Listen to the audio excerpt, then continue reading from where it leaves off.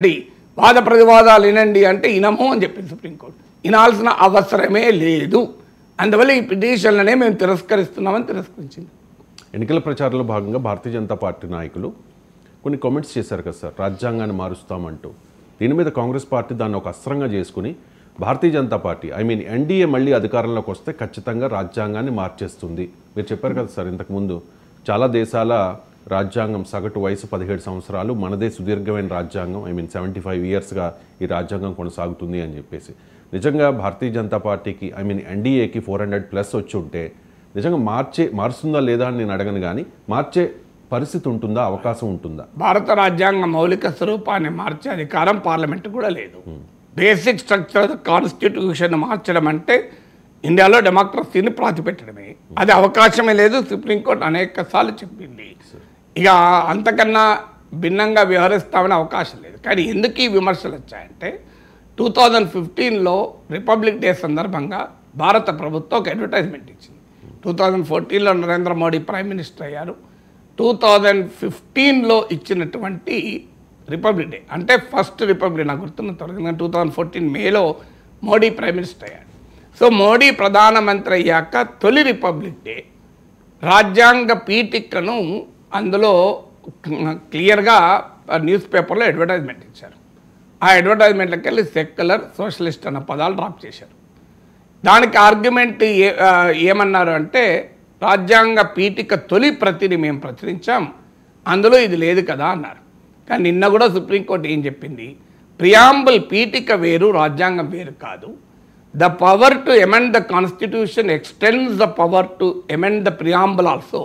రాజ్యాంగాన్ని మార్చే అధికారము పార్లమెంటుకు, బేసిక్ స్ట్రక్చర్ను మార్చకుండా మార్చే అధికారం ఉన్నప్పుడు పీఠికలో కూడా మార్పు చేసే అధికారం ఉంది. So constitution should always be red along with its amendments. దాని సవరణలతో కలిపి రాజ్యాంగాన్ని చదవాలి తప్ప సవరణ లేకుండా నేను రాజ్యాంగాన్ని చదువుతా అనడం కరెక్ట్ కాదని నిన్న కూడా సుప్రీంకోర్టు తీర్పు చెప్పింది.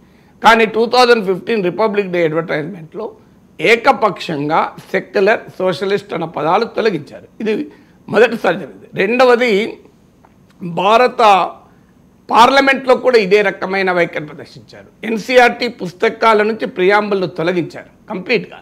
భారత పార్లమెంటుకు, కొత్త పార్లమెంటుకు సర్క్యులేట్ అయిన సందర్భంగా కూడా మళ్ళీ సెక్యులర్, సోషలిస్ట్ అన్న పదాలు తొలగించారు.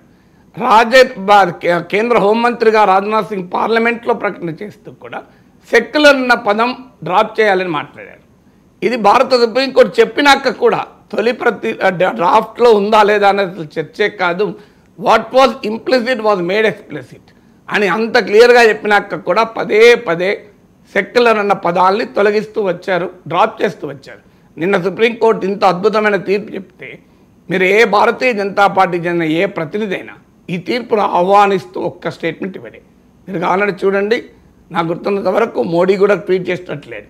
వెల్కమ్ చేస్తూ ఈ తీర్పును మరి నేను నిన్న వరకు చూశాను, లేటెస్ట్ చూడలేదు, సబ్జెక్ట్ కరెక్షన్. కానీ బీజేపీ ప్రతినిధులు అయితే ఎవరు వెల్కమ్ చెప్పలే.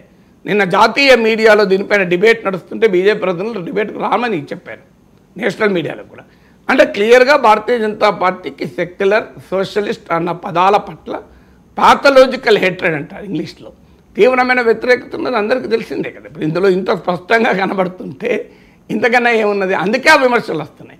మారుస్తారా లేదా, మార్చగలుగుతారా, 400 సీట్లు వస్తే 400 సీట్లు వస్తాయా, అవన్నీ ఊహాజనిత ప్రశ్నలు. కానీ ఇప్పుడు జరుగుతున్న వ్యవహారం అది ప్రభుత్వం ఇచ్చిన అడ్వర్టైజ్మెంట్లో కావచ్చు, పార్లమెంట్లో ఇచ్చిన రాజ్యాంగ ప్రతుల్లో కావచ్చు, ఎన్సీఆర్టీ పుస్తకాల నుంచి తొలగించడం కావచ్చు, హోంమంత్రుల స్థాయిలో నాయకులు, లా మినిస్టర్ స్థాయిలో నాయకులు పార్లమెంట్లో చేసే ప్రసంగాలను బట్టి, తమిళనాడు గవర్నర్ లాంటి వాళ్ళు మాట్లాడే మాటలను బట్టి కాన్స్టిట్యూషనల్ ఫంక్షనరీస్ ఈ ప్రమాదం ఉంది అనే విమర్శ రావడానికి ఆస్కారం ఉంది కదా.